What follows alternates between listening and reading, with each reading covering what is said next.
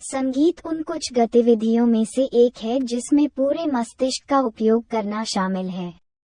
ये सभी संस्कृतियों में अंतर्निहित है और इसके आश्चर्यजनक लाभ हैं, न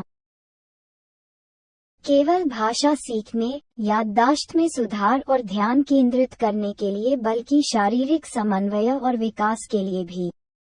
यह मूड को शांत करता है और आत्मा को हल्का करता है। हर प्रकार के संगीत का लाभकारी और शांत प्रभाव नहीं होता है। यदि संगीत बहुत तेज और कर्कश है, तो ये परेशान करने वाला हो सकता है और हमारे काम के लिए हमसे प्रतिस्पर्धा कर सकता है। सबसे अधिक लाभ शास्त्रीय संगीत के संपर्क से मिलता है। इसका मस्तिष्क और शरीर पर सुखद प्रभाव पड़ता है। तेज संगीत में अलग अलग स्वर होते हैं। यह आमतौर पर तेज और शोर करने वाला हो जाता है। एक अध्ययन में पाविया विश्वविद्यालय, इटली के शोधकर्ताओं ने निष्कर्ष निकाला कि तेज गति वाले संगीत ने लोगों को तेजी से सांस लेने के लिए प्रेरित किया, जिससे उनकी हृदय गति और रक्तचाप बढ़ गया। जबकि इसके विपरीत धीमा और हल्का संगीत विपरीत परिणाम लेकर आया। इससे हृदय गति और रक्तचाप कम हो गया। ऐसे विभिन्न अध्ययनों के परिणामस्वरूप संगीत का उपयोग अब रक्तचाप से पीड़ित लोगों के लिए पुनर्वास औषधि के रूप में किया जा रहा है।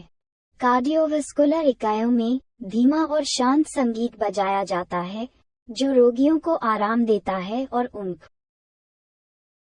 रक्तचाप और हृदय गति को कम करता है। इसके अलावा तेज संगीत भी आक्रामकता पैदा करता है। ऐसी स्थिति की कल्पना करें जब आप कुछ कठिन समय से गुजर रहे हों और आराम करने के लिए आप विपरीत प्रभावों से अनजान, तेज और अप्रिय संगीत सुनते हैं। आराम करने के बजाय यह आपको परेशान करेगा और आक्रामकता की भावना पैदा करेगा जो किसी भी मायने में आपको आराम नहीं देगा। धीमे और सुखदायक संगीत के साथ इसे दोहराने से आप शायद आराम और तरोताजा महसूस करेंगे।